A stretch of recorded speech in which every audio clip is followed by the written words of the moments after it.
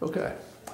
Today is November 1st, 2012. This interview is part of the Muscatine, Iowa Senior Resources Oral History Project. The purpose of this interview is to preserve the history of sacrifice made by Muscatine's Armed Forces veterans. Our intent is to record the thoughts, feelings, and memories of service of our Armed Forces veterans, so we will not forget the sacrifices made on behalf of us all.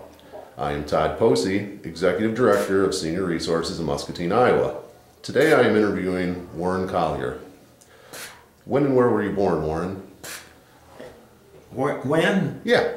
August 8th, 1921. 1921, was that here in Muscatine? That was up in south of Durant in the farmhouse. South of Durant in the farmhouse, okay.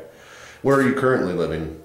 Same place I was born. No kidding, huh? Wow. The same farmhouse? Yes. Wow. Well, it's a lot of water under the bridge for one place, huh? Yeah. Holy smokes. So did you grow up in Durant? I went to school in Wilton. Okay. High school. I went to grade school and country school. And then after high school, I went 3 months to Iowa State for, they called it a herdsman's course. It was January, February, and March.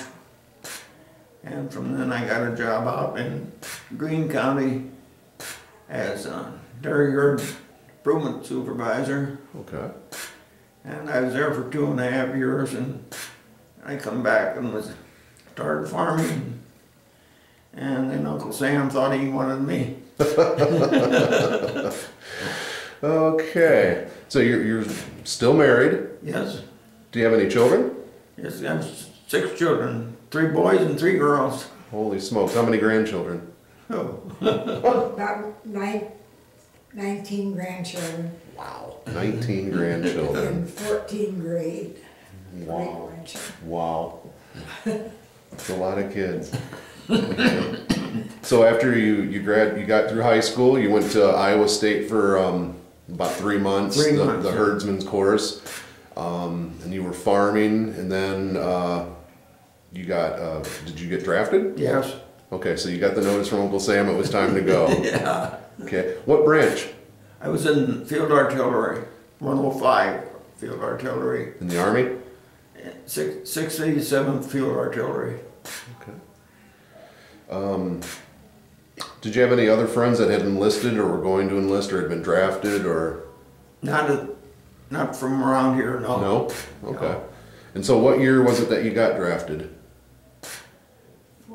43. 43. Okay.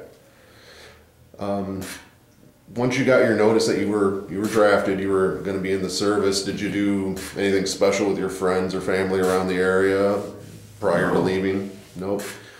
kept on farming, working, yeah. And then when the time to go, it was time to go. Yeah. Okay. Where was basic training at? Camp Roberts, California. Okay, you got to go out to California. Yeah. Okay. How long was basic training?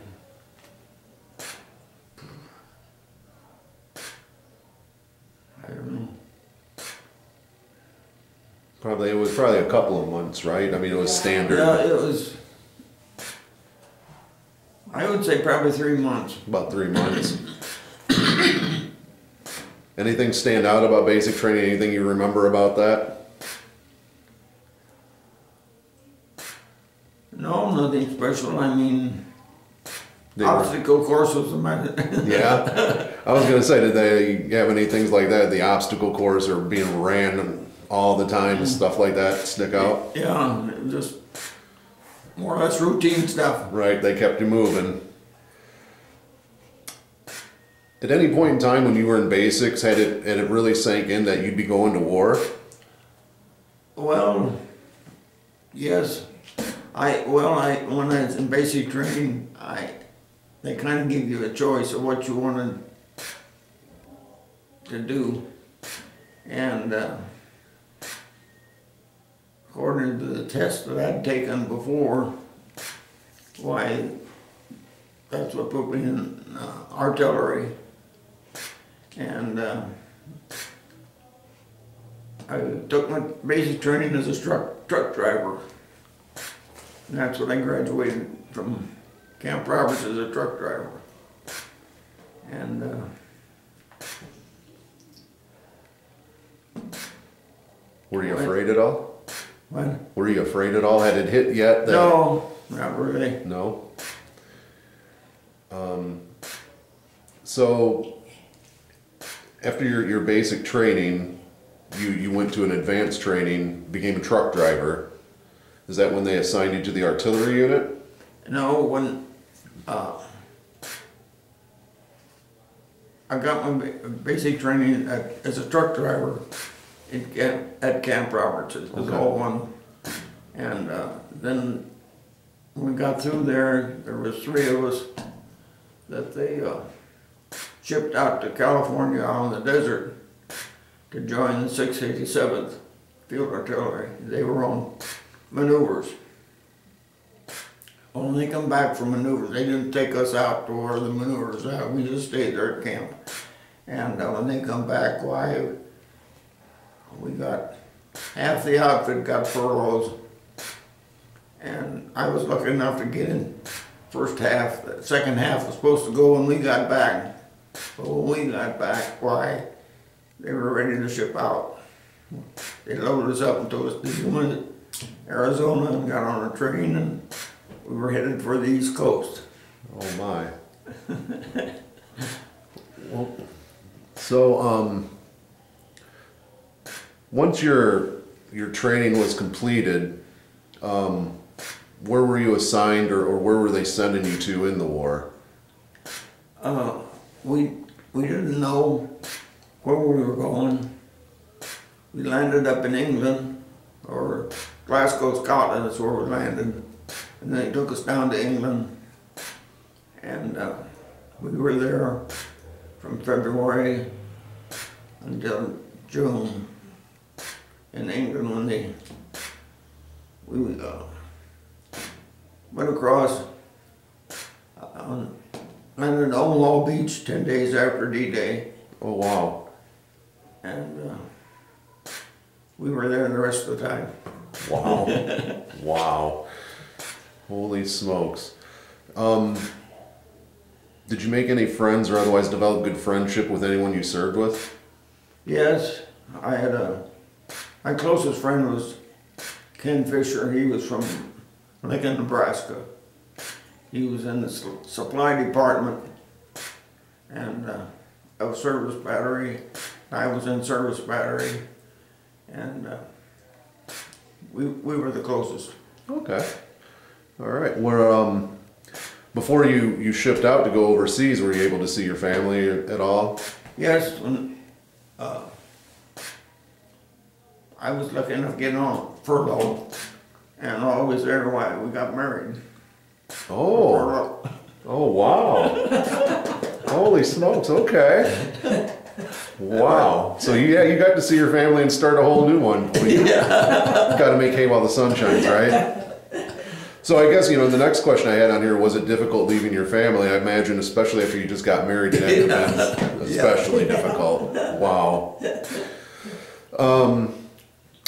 You were assigned to serve overseas, and at that time, as opposed to now, the current time, at that time our military personnel got overseas to their assignments on a ship. What port or ocean, where were you shipped out from? The East Coast, the West Coast? We was shipped out of the East Coast. I don't remember the name of the...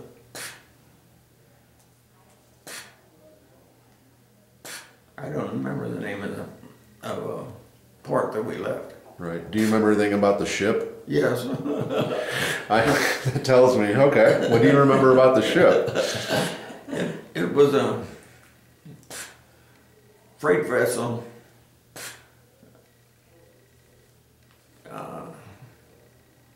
Made over into troop transport. Okay.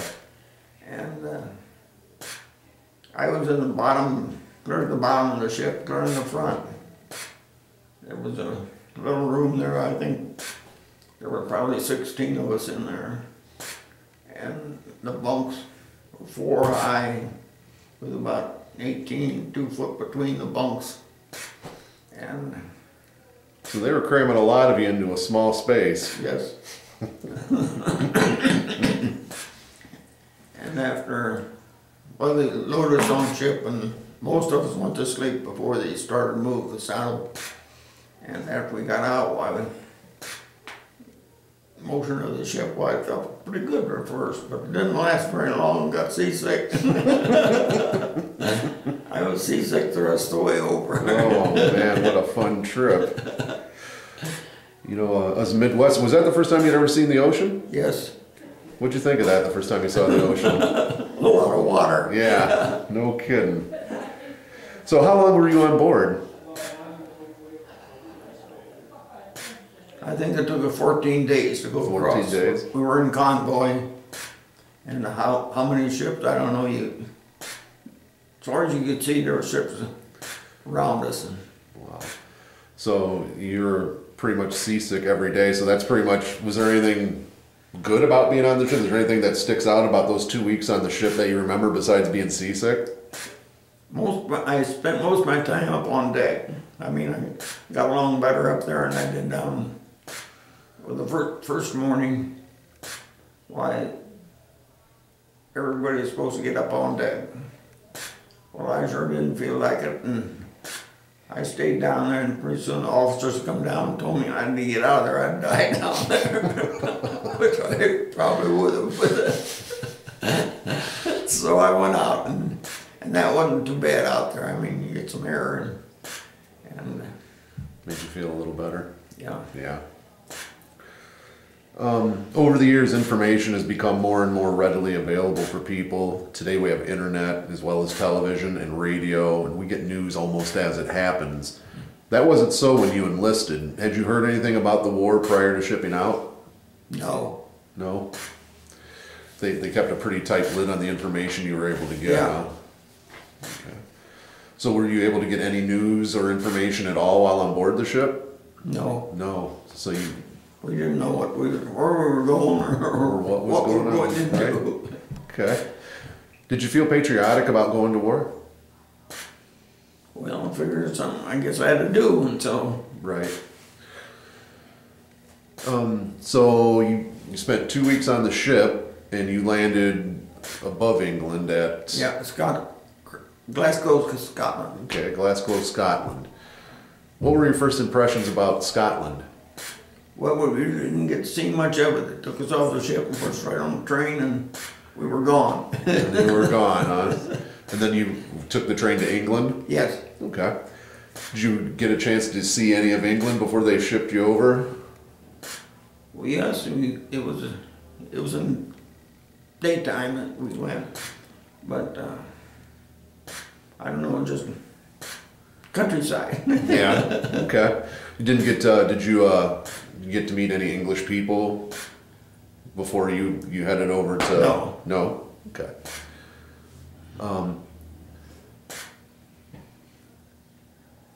So after so much time, you'd been trained, deployed to a foreign country, and then given an assignment. Where were you first assigned? Was it immediately to Normandy?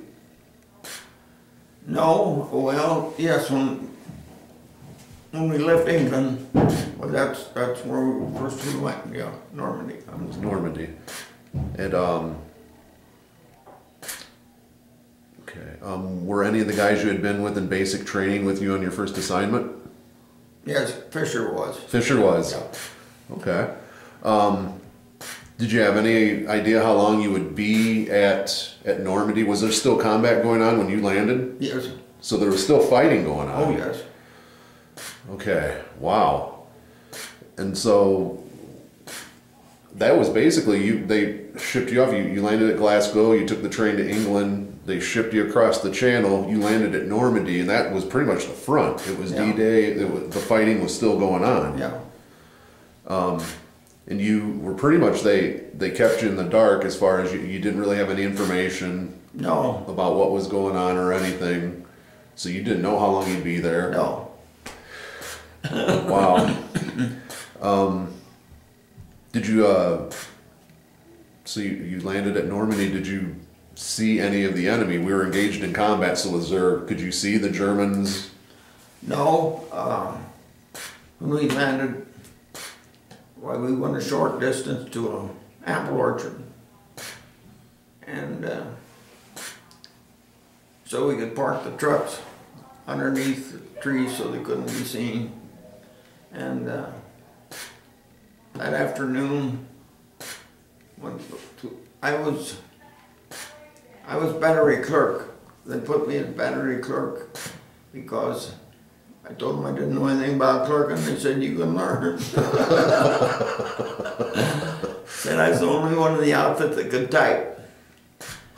And so I was battery clerk at that time until we went through the chow line that night, the first night on Normandy. And battery commander was there and the head of the line, and he says, you're going to drive for me, put your stuff in the command car. And I said, what about the clerking job? He said, you can do both. They call that multitasking. So that was it. And then after chow, they had a forward party go out, and we was with them. And always, they went to a big, I suppose it was a hotel or something out in the country. It was a wooded area, and the parking lot was off to the side.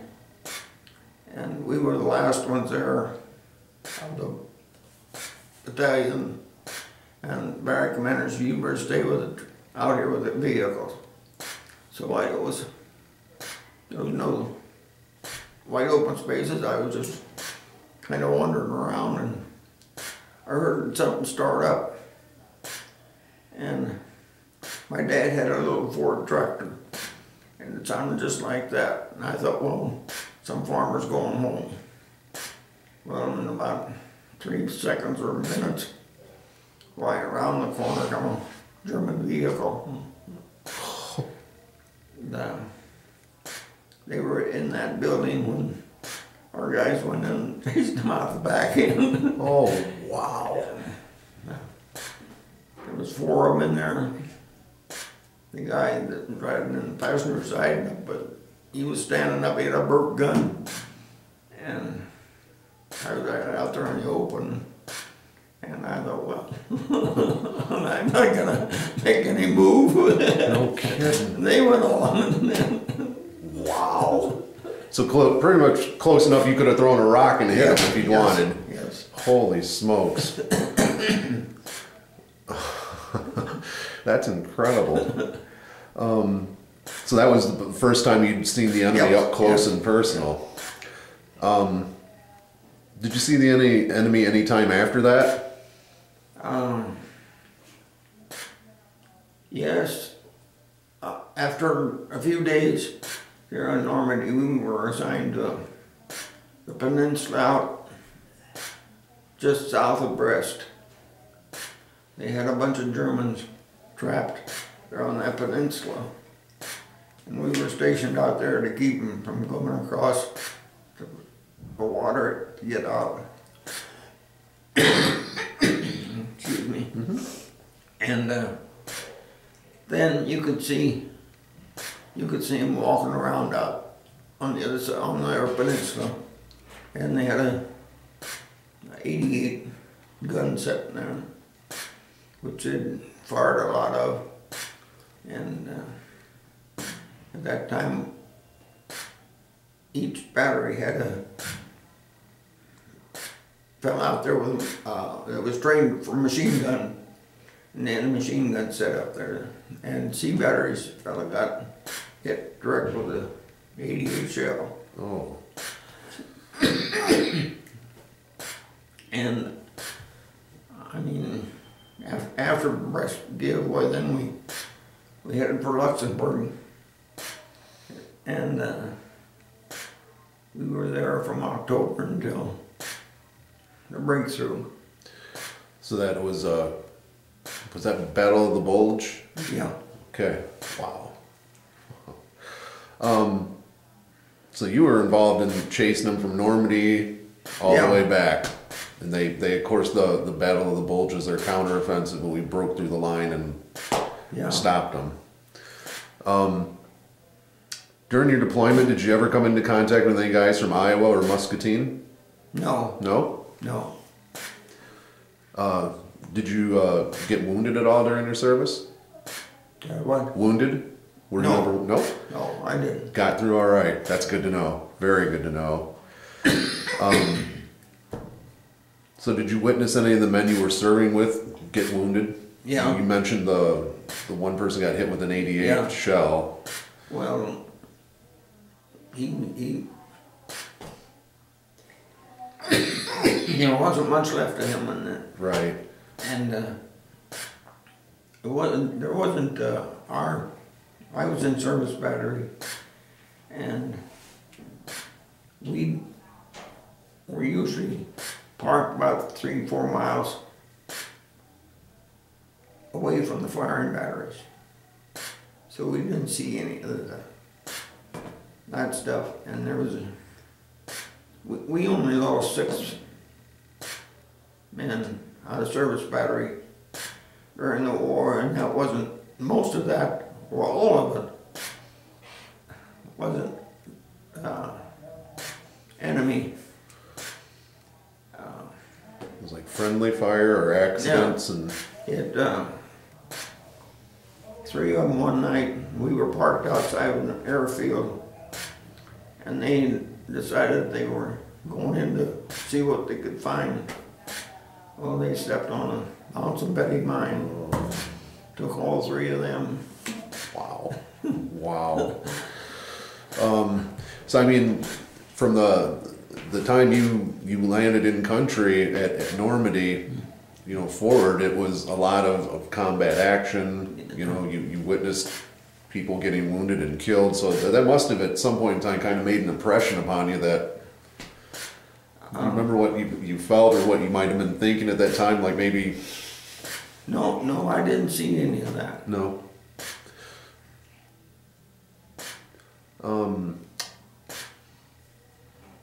What was, we know that you shared with us some of your experiences fighting as far as we're going after the Germans, but what was your daily life like? Were you constantly on the move? Because at that point in the war, we were chasing the Germans pretty much out of Normandy and back to Berlin. So your daily life in between fighting, did you guys have a routine that helped you? Or Well, my routine was usually in the morning, first thing in the morning I had to type up the morning report, and that was take care of the mail, incoming and outgoing, and then whenever the battery commander wanted to go someplace, well, I would end up taking drew the command car about 35,000 miles while over there. wow. And half of that was at night. And Was that you drive at night so the enemy couldn't see you? yes. And that was usually like in the daytime, why he would want to go someplace, whether it be sightseeing or what, I don't know.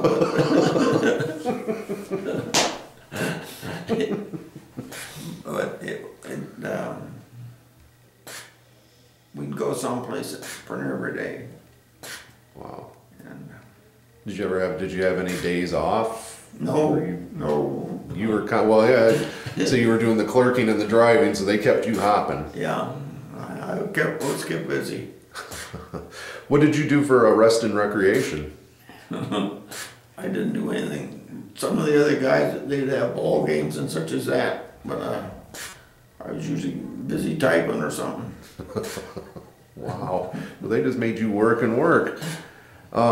Did you or the other guys ever get care packages from home? Stuff people would send you from home, whether it be food or Yes. letters, or do you remember anything you ever got that you really thought, thank you? Yeah. I always did get a package from her. Oh yeah? Yeah. Your wife would send you a gift? Yeah. Anything you want to share? Well, it was usually cookies and cake Cookies, and all such right. as that. That was really good. That make you popular with the other guys? Well, They see Warren has a box of cookies, it's all of a sudden everybody's Warren's new best friend. Was that one of the things that you really kind of look forward to from getting from home? Was just, you know? Yeah, yeah. Of course, we get letters. And those were welcome too, I'm sure. Just They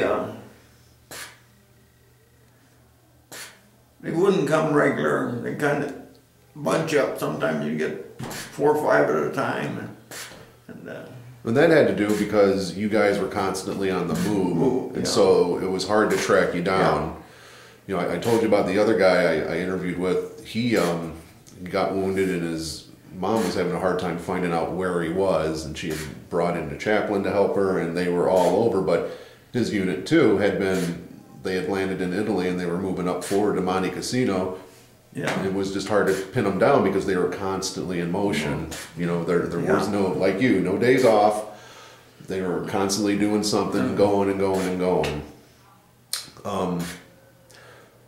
When did you get sent home? When did you get your orders that you could go back home?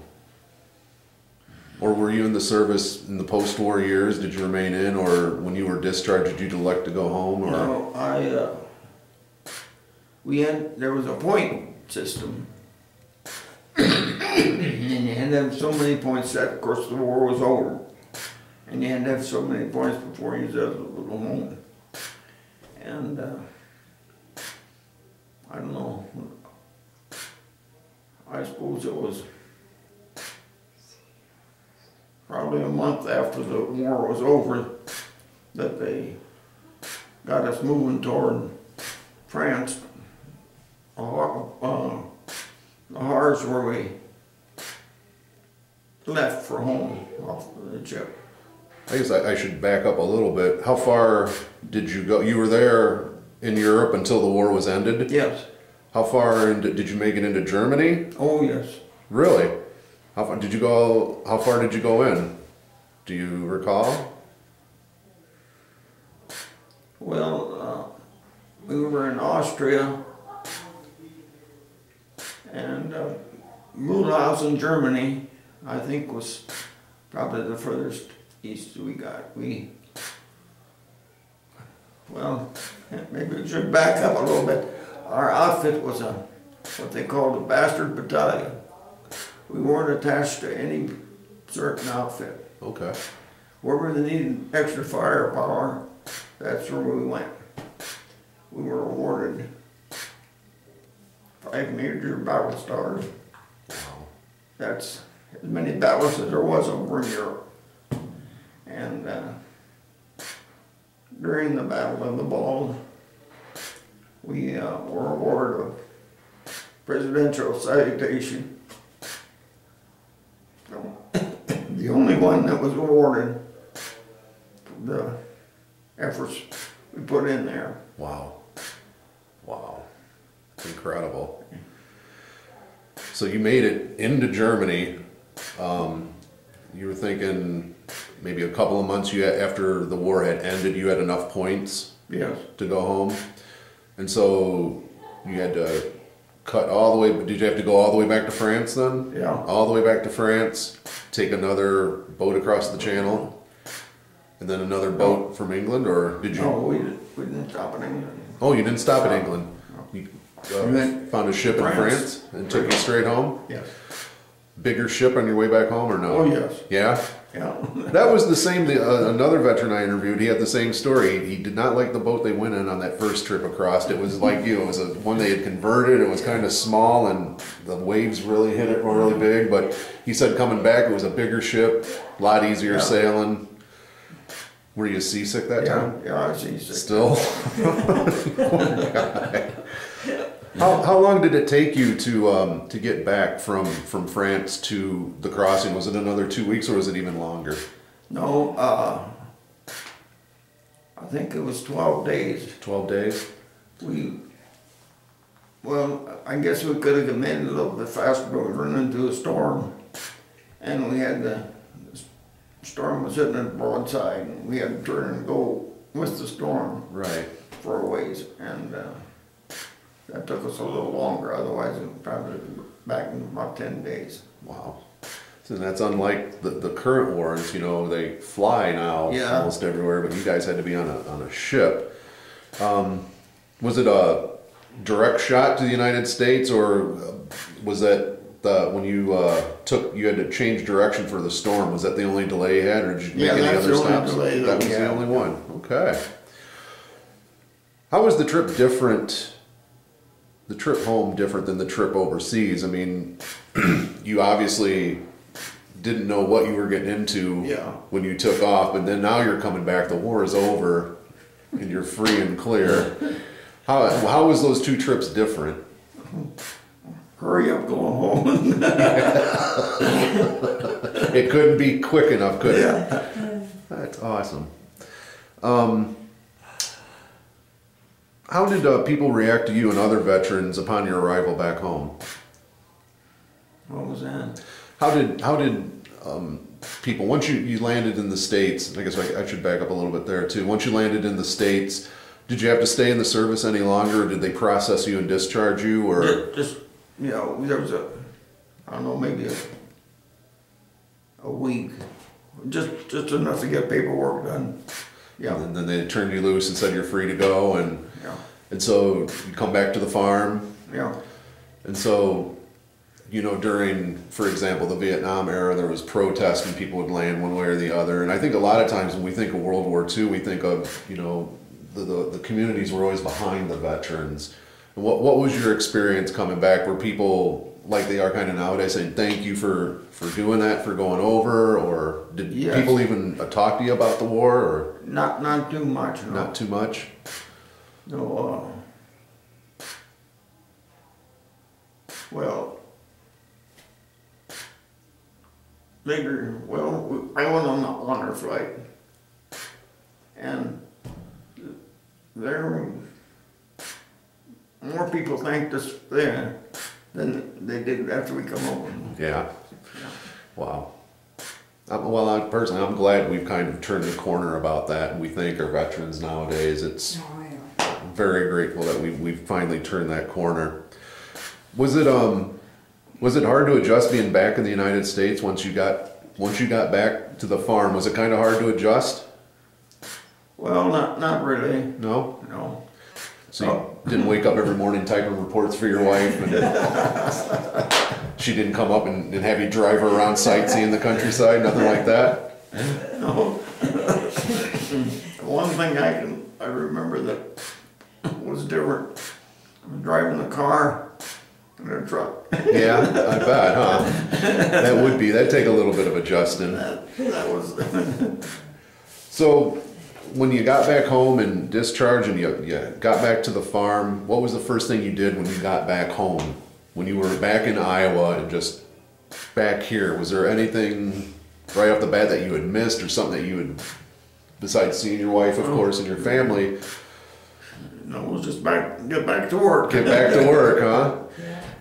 Well, so, you know, outside of your wife and your family and your friends, what did you miss most about home while you were away?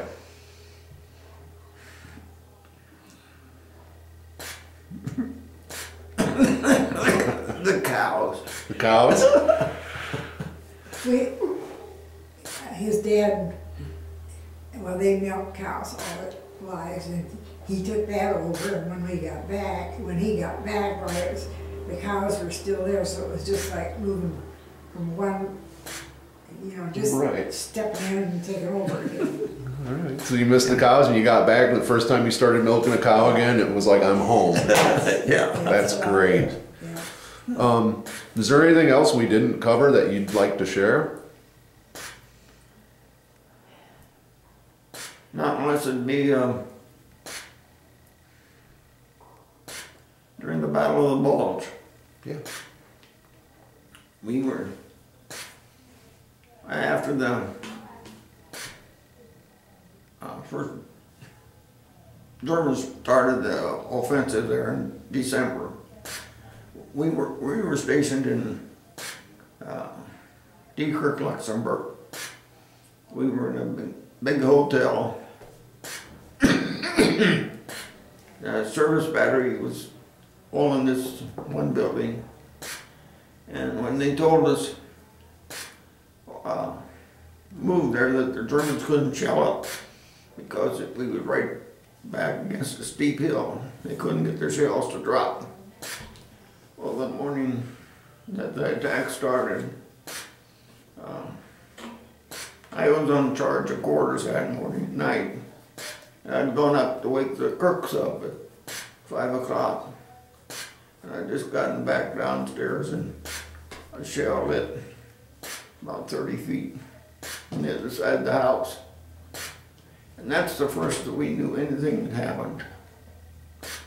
And our telephones were out, the radio was out, and we didn't know what happened to the rest of the outfit. Wow. And our trucks went out to see whether they needed ammunition or not. And I don't know what they come about, but anyway, there was the first sergeant and the radio operator, the battalion commander, and me was the battery commander, was the only ones that was left at our place. And we thought we'd go out and see if we could find out where the telephone line was cut. That was in Deekirk, and we went out. It was laid out along the railroad track. We went northeast of Deekirk, and we got out northeast of town there, and they had moved in an aircraft gun. We didn't know it was there. The Germans had? Yeah, no. No, Americans had, okay. And we got out there and we heard a shell coming, and you can hear it just seconds before it hits. And the only thing you do is drop to the ground, and we did. And one of the operators of the machine gun didn't make it to his foxhole. We got him, but we never found the break in the line, and we went back. And from then we just kind of wandered around the country, just moved every day to a different place. We didn't know where the rest of it was at. And one afternoon, I don't know how the captain got word, but he said we were supposed to go up south of Bastogne to the crossroads and protect the anti-tank gun from enemy personnel. That night that we would be relieved in the morning. Well, they loaded us up in the trucks and took us up there, dumped us out, told us where to dig our foxholes, and there was buildings, a house and a barn on the west side of the road and a barn on the east side of the road. And the anti-tank gun was parked alongside the buildings on the west side of the road. And down there was a ditch like kind of a creek. And up on the other side of the hill was other buildings. And well, we got our foxholes dug, and it was foggy and misty and kind of raining like. And so they told us to watch during the night, and so we didn't sleep any that night. We could hear trucks all night long, and we figured that was our relief coming up from the south. That's what they told us. And well, about daylight, why, they started shooting. Twigs started dropping out of the trees and stuff. Well, those Germans on the other side. Oh my. And well, we stayed there. And about 4 o'clock, they never came across the Germans. They stayed on the other side. And about 4 o'clock, when the tank gun, he pulled out and fired direct into the building over on the other side and knocked the whole end out of it. And then he pulled out and left. We were sitting there. We didn't have any way to get away or anything. And it was dark that night. And 2-star general come up And well, during that day, and they said the fellow was out south of the buildings there, and he came, two-star drum, maybe the same one, I don't know, came up and asked me what outfit we was with. I told him, and he said, well, follow me. He took me up to the house and told the headquarters battery commander in there, he said, see, this man gets out of the front lines. And there was a box of rifle shells there. And I took a couple of handfuls, stuck in my coat pocket. And I thought, well, I've been in here long enough. And I went out, and there was a little lane that the farmers had used to go to the field. And it was sunk down about 3 foot. There's hedgerow. And I crept out that way. There were other of our fellows laying along there watching. I got out on beyond them, and I put my rifle up on the bank and was crawled up there. And about that time, something threw dirt in my face. And I didn't move, I just laid there. I thought a little bit, and it has to be somebody that was high enough that could see me. And so there was the trees down in there, and I figured that it must be some German up in those trees. And so they told us when we went up there that we had one howitzer left out of 12. And if we needed a way, it was there. So I hollered out the next guy down. I said, get word down at the house. Have time ammunition on that tree. And it wasn't long, pretty soon he heard it coming. And it exploded. And about that time I heard a thump. And I looked, and I was laying on my stomach. Between my legs there was a shroud about by that long. From the howitzer? From our own shells, yeah. Anyway, we didn't hear anything from that guy anymore in the tree. All day long, it got dark, and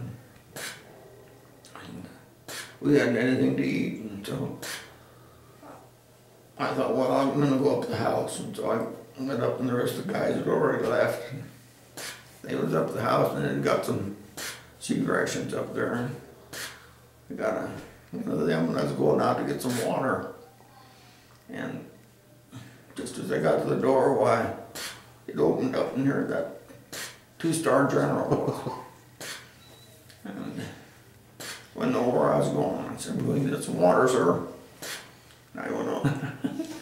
Went out, and I thought, well, I'm not going back in there. Guy, sounds like every time you come in contact with that guy, trouble happened. Being this was a regular Army outfit. We had one sergeant in it. He wasn't afraid to talk up to the officers. And I stood outside the door and listened. And this general wanted to know why we hadn't gone down there and cleaned them out. And his sergeant spoke up, "Sir," he says, "I'm right behind you. And those two guys can go first." He had 2 MPs with him.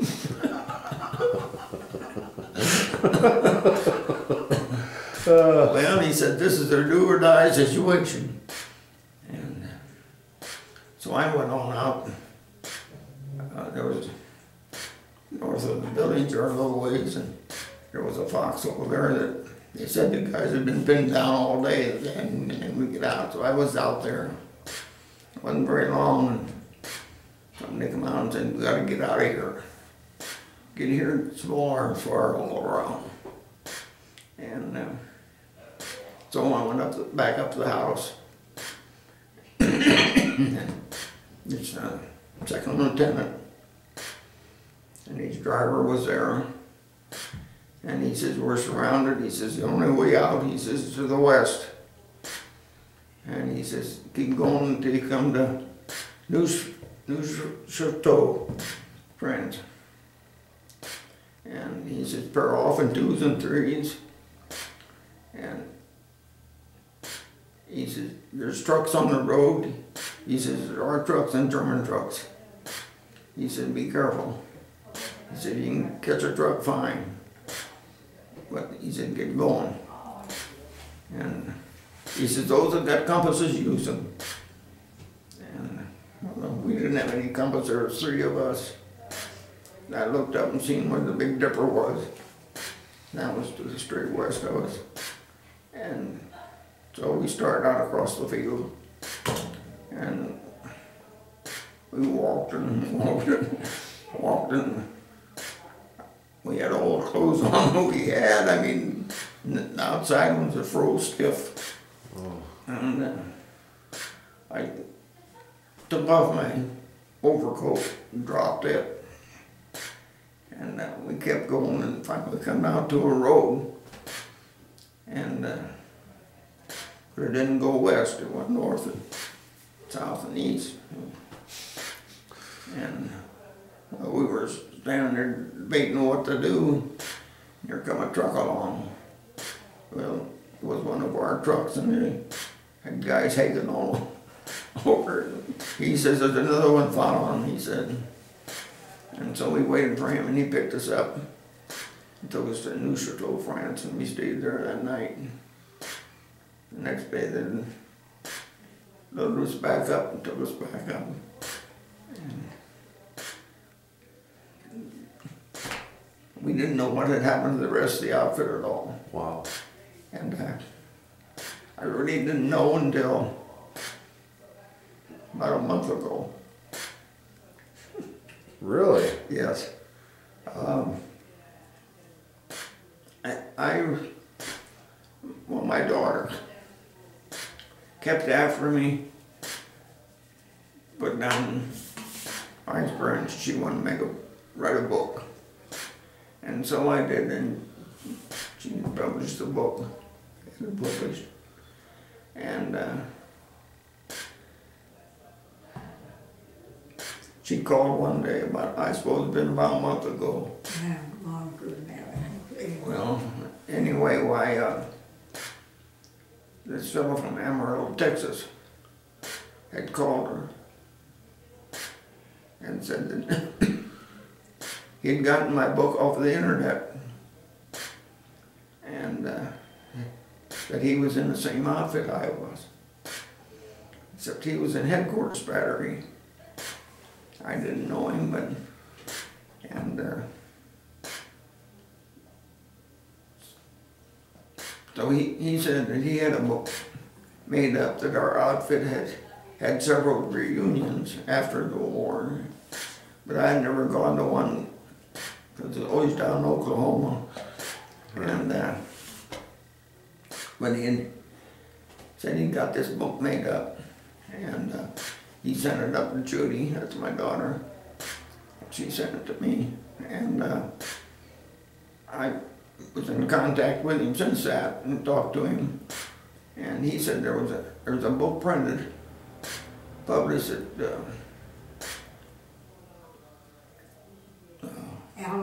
Alamo and Oregon's, and I went to the library in Durant, and she got it for me, and I read it, and I know now what happened to them. What happened to them? They was, well, they lost all their guns, except those, they said 3, but they told us they only had one when we was up there. But anyway, they'd either been killed or captured. Wow. And this fellow was down in Texas. He had been in headquarters battery, and he had been captured and prisoner of war. And he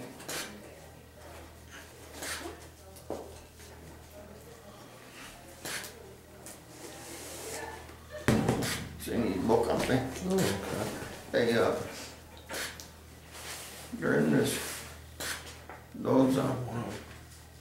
reunions, guys wrote their experiences, Oh, wow. and it's in just there. like a diary. Yeah. Daily, you know, what they went through. Wow. That's incredible. That's, If you'd like to read it, I'll leave it for you. okay. To read. Okay. Yeah, I'd love to read that. This is this gentleman in Yeah. Texas Yeah. compiled all this? Well, yeah, he had each guy write their story, and then he put this together. But in this book, Alamo and the Ardennes, it's almost the same thing. The whole book is covers just the time of the Battle of the Bulge was the heaviest, from the day it started until the experience of the guys, and a lot of it is this material. Oh. And if you like to read stuff like that, you can't put it down. It's really, Okay. Wow. That's and that excellent. gives you a real idea of what things were, how bad they were. Right. You know, that's one of the things too we always trying to get across doing this project is when we talk about the sacrifices, we want people to understand that you were doing fine. You were farming this whole 9 yards, and, Yeah. and Uncle Sam called, and so you sacrificed your time, your freedom. Couldn't do what you wanted. Nobody cared if you wanted to be there or not. It was your time to go, and you had to go. And so you had to get up in the morning, and even though you already had a job as a clerk, you got to do a job as a driver too. Not because you wanted to, you got told to. Yeah. You know, and that's one of those things really, this project we're really trying to get across to people is that it is sacrifice. When you're called to duty, it's absolute sacrifice. And that doesn't always translate into a life lost or injury or anything like that, Yeah. but just you're in the service of the United States government, you're going to do as told, as instructed, and that's the only way really the military does work, is that Yeah. everybody falls in line and does what they're supposed to do. So that's great. Also, well, I want to thank you for your time, thank you for your service, and this has absolutely been great, so thank you.